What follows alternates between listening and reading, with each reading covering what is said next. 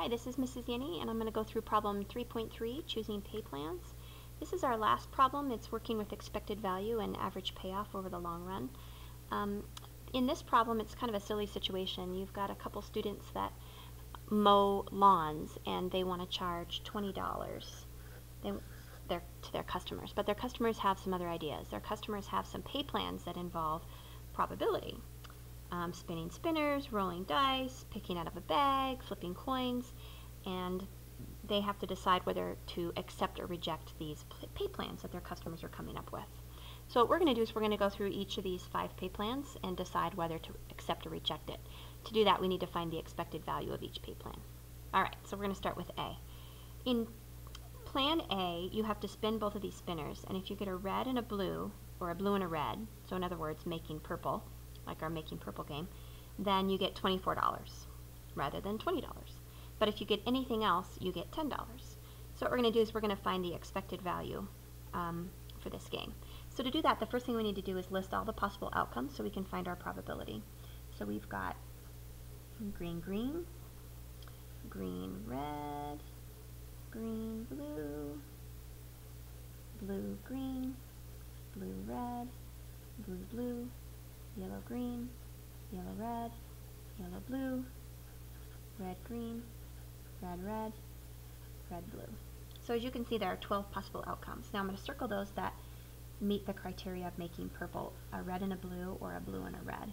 And that's 2 out of 12, excuse me, which is 1/6, which we know to be 16 2/3%. Alright, so there's our probability of winning. So if we take our probability of winning and we multiply that by what we're going to win, our 16 2/3 times our 24, we get $400.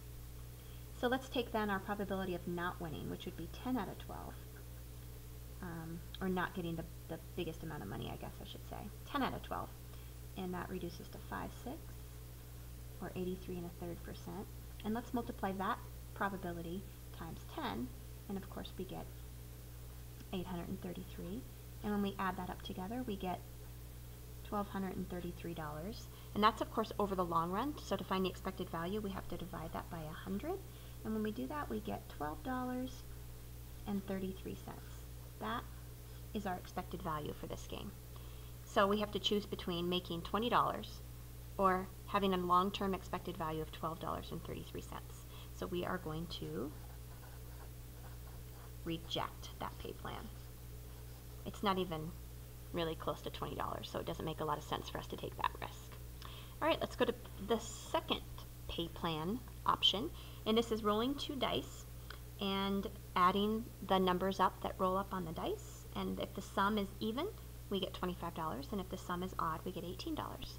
So you probably remember playing a game similar to this where you roll number cubes, and we found that we have 18 out of 36 of our outcomes are even, which is of course half, or 50%. So let's take that 50% and multiply it by what we get if we get an even result, or an even sum. And so we're going to multiply that by $25, and we get $1,250. So let's calculate it for an odd sum, which of course is also 50%. And if you get an odd sum, you get $18. And if we multiply that 50% times 18, we get 900. And then adding that together, we get 2,150. That's of course over the long run, so we need to divide that by 100 so we can get our expected value per time we run this game, which comes out to $21.50. So that expected value is actually greater than what we had originally planned to pay. So we should accept that pay plan, because it looks like it's going to be better for us in the long run. We're going to make more money. Let's look at pay plan C. Pay plan C is similar to B in that we're rolling 2 dice, but in pay plan C we're multiplying the dice and we're finding the product. If the product is 24, we get $40, and if it's not 24, we get $10.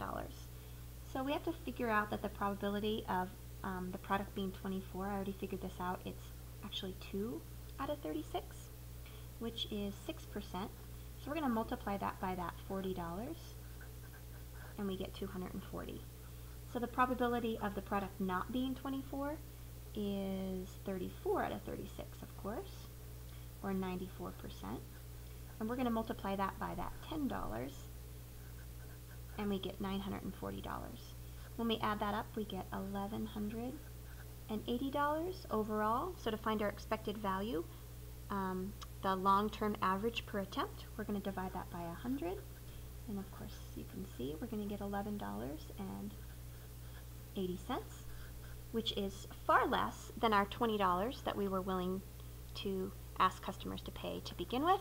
So we are going to reject this pay plan. All right, let's go to the next one, D. D is a little funny because in D we have a bag of cash. We have three $1 bills and we have one $20 bill. And you get to draw $2 bills out of the bag, and then you get to keep whatever amount of money you get. So you might think right off the bat, well, that sounds pretty good, but what we're going to do is we're going to find all the possible outcomes.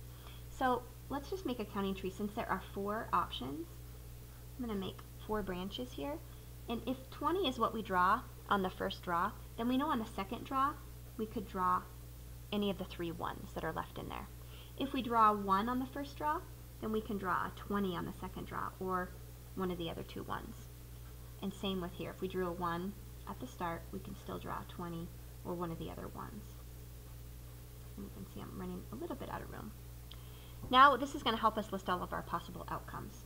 So we could make $21 or $21 or $21 or $21 or $2 or $2 or $21 or $2 or $2 or $21 or $2 or $2. So as you can see, of these 12 possible outcomes, there are only really 2 possibilities. We could have an earning of $21 or an earning of $2. The probability of earning $21 is 1/2, 6 out of 12 of those. So let's multiply that 50% times what we would earn, which is $21, and we get 1,050. Now let's take our probability of grabbing out 2 $1 bills, which of course is also 1/2, or 6 out of 12, 50%. And if we did that, we would only earn $2, because remember, you just get to keep what you draw. And that, of course, equals 100. And then when we add that up, we get 1,150. Divide it by 100 so we can get our amount per attempt, and we're left with $11.50, which again is far less than our $20 that we were asking customers to pay. So I think we should also reject this pay plan. All right, and the last one is a coin problem. And in the coin problem, what we're going to do is we're going to flip these 3 coins. And if we get 2 or more heads, we get $25. And if we don't get 2 or more heads, we get $15. So it helps if we know how many possible outcomes there are. So we could get a head, head, head, or a head, tail, tail, or a head, tail, head, or a head, head, tail, or a tail, tail, tail, or a tail, head, head, or a tail, head, tail, or a tail, tail, head. So you can see that there are 8 possible outcomes.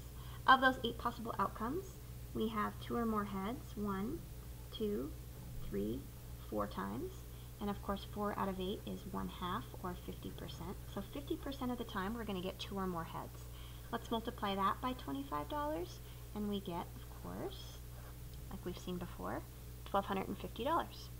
If we don't get 2 or more heads, it's also going to be 1/2, or 50%. We get $15, and that's going to come to $750. So we add this together and we get 2,000 overall. So divide it by 100 so we can get our expected value, or our amount per attempt. And of course, we're left then with $20, which is exactly our amount that we were asking customers to pay to begin with. So we're not going to accept or reject this. We could go either way. Doesn't matter. We could go either way in this problem. All right, I hope that makes sense. I know expected value can be a little tricky. If you have further questions, make sure that you come and see me. Get this clarified before you take the checkup. And thanks for listening.